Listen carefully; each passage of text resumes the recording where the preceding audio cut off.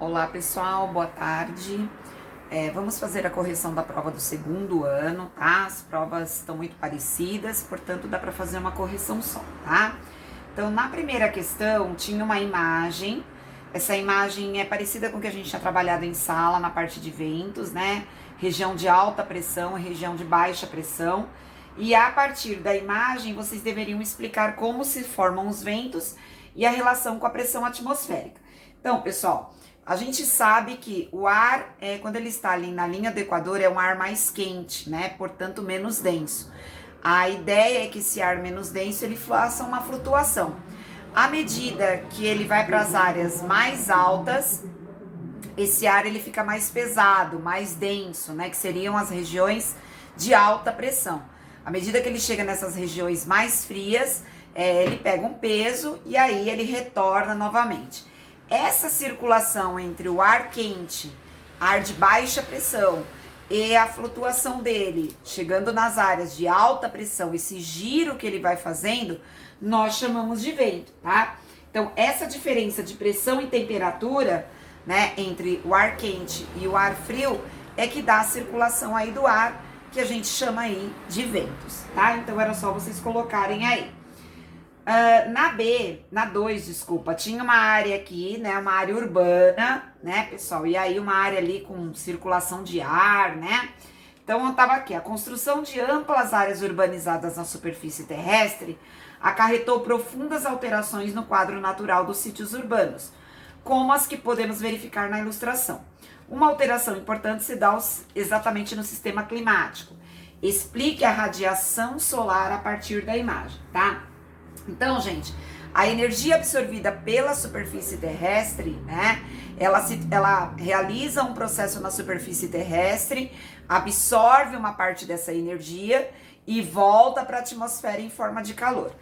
Quando ela faz esse processo em áreas urbanizadas, a tendência é que a radiação solar, ela tenha um processo maior de calor do que se ela fizesse, por exemplo, numa área com vegetação. Por isso, né, que a relação ali da área urbanizada. Então, a energia irradiada pelo Sol para a atmosfera se transforma em calor. Se isso ocorre em áreas urbanas, temos maior aquecimento da atmosfera, né? Em sala, até a Pro colocou para vocês, que formam as famosas aí ilhas de calor, tá? Então, essa é a questão número 2. Na questão número 3, a Pro colocou lá uma imagem de deserto, né? Levando-se em consideração a paisagem selecionada, explique a relação da continentalidade e da maritimidade e como ela interfere na temperatura. Bom, o que a gente sabe, né, pessoal? Que em áreas continentais nós temos um aquecimento e uma perda do aquecimento dessa superfície com mais rapidez. Portanto, a gente diz que em áreas continentais a gente tem altas amplitudes térmicas, que é o que se relacionaria aí a essa área de deserto, né? Se eu tivesse numa área de maritimidade, né, ela tem uma maior regulação da temperatura. Lembra que a Pro falou que nas áreas oceânicas, a absorção do calor, ela demora mais e ela perde também esse calor por mais tempo, né, com mais dificuldade. Então, a gente tem baixa amplitude térmica, enquanto nas áreas continentais, a gente tem aí as altas amplitudes térmicas, que é o caso da paisagem do deserto, tá? Então, a palavrinha amplitude térmica tinha que aparecer nessa questão, tá? Na 4, relacione os escudos cristalinos, os cinturões orogênicos e as plataformas estáveis com sua estrutura rochosa. Destaque o processo de sedimentação e erosão. Bom, gente, os escudos cristalinos são as áreas mais antigas dos terrenos. São aquelas, né, que podem estar aflorando num processo de erosão, né? Portanto, né, é uma área aí com maior desgaste e processo erosivo, porque ela é uma área mais antiga do planeta. Portanto, né, pessoal, são rochas aí com processo de metamorfismo. A gente vai encontrar muito metais preciosos, né, ouro, bauxita, nessas áreas de escudos cristalinos. Os cinturões orogênicos são as áreas, né, mais jovens do planeta, são as áreas onde sofrem o tectonismo. Então, as cadeias montanhosas, como o Himalaia, a Cordilheira dos Andes, estariam ligadas aí aos cinturões orogênicos. Em termos rochosos, a gente falaria aí que são as rochas magmáticas, né? Que estão aí num processo característico desses cinturões. Já nas plataformas estáveis, né, pessoal? Elas podem ser conhecidas como escudos cristalinos também, só que elas estão sofrendo maior processo de sedimentação do que erosão. Geralmente elas acontecem em áreas de depressão, né? Então aí as plataformas estáveis seriam aí o que a gente chamaria de rochas sedimentares, aquelas onde a gente vai encontrar petróleo, gás natural, certo, pessoal? Então essa seria a resposta a essa relação com a área da litosfera, né, com o processo de formação e os seus tipos rochosos, tá? Aqui tinha, na número 5, tinha um texto, né, pessoal, um texto jornalístico de meteorologia, né, que estava falando sobre registros de temperatura em São Paulo, e aí, a partir do quanto que tinha de chuva, os meteorologistas estão fazendo levantamento de tempo ou clima de uma região naquele texto. Justifique suas respostas com o argumento do texto.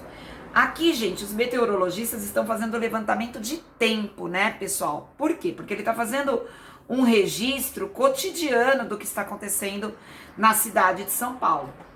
Se fosse um registro para a gente compreender as dinâmicas climáticas, né, a gente teria aí que fazer um processo num longo espaço de tempo, né? Uma sucessão habitual do tempo meteorológico. Então, no caso aqui, o texto, como ele está falando de um processo de São Paulo ali, que eles acabaram de fazer um levantamento, seria o tempo climático, né? Para fazer um estudo de clima, seria um processo mais longo, mais voltado para a sucessão de tempos climáticos.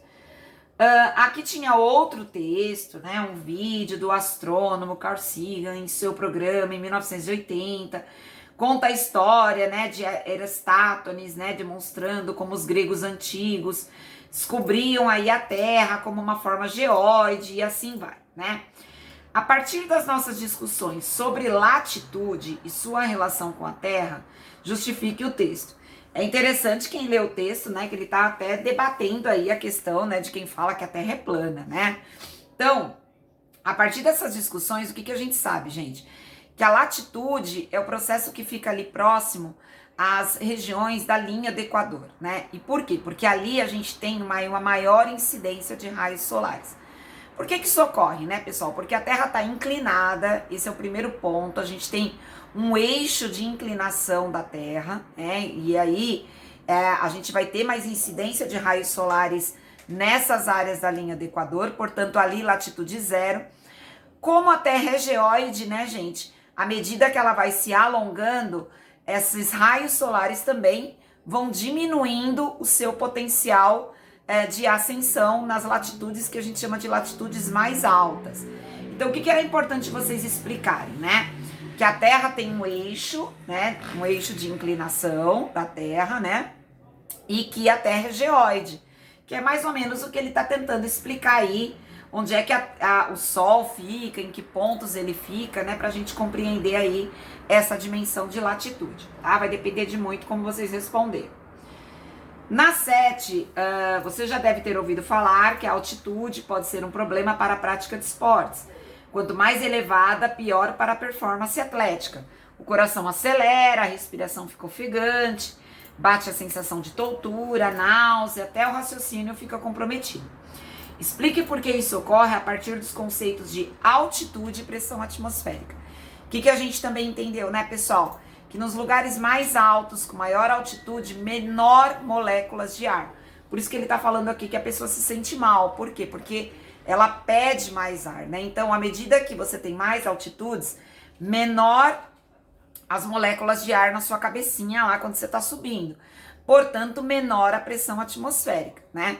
Se eu tô, né, mais próximo à região aí, né, do nível do mar, eu tenho mais moléculas na minha cabeça. Então, aumenta a pressão atmosférica à medida que eu estou no nível do mar. À medida que eu estou me afastando em altitudes mais elevadas, maior pressão atmosférica, certo? Na 8, tem uma questão aqui sobre o carvão mineral no sul do Brasil. Aí explica toda a parte química desse carvão, né? E aí vem a pergunta: qual tipo de rocha teríamos no sul do Brasil segundo o texto, né, pessoal? Se é o carvão, eu tenho uma rocha sedimentar, né? E aí a gente tem que falar o processo da formação da rocha sedimentar. Então, a rocha sedimentar, ela sofre, né, pessoal, um processo de desgaste e sedimentação, compactação e diagênese, que é o processo químico, né, à medida que ela vai sendo compactada, tá?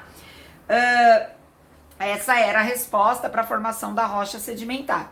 Então, a diagênese é um processo químico, onde nós vamos ter aí florestas formando carvão, restos marinhos formando petróleo, né? Que são as características aí que a gente tem das rochas sedimentares, tá?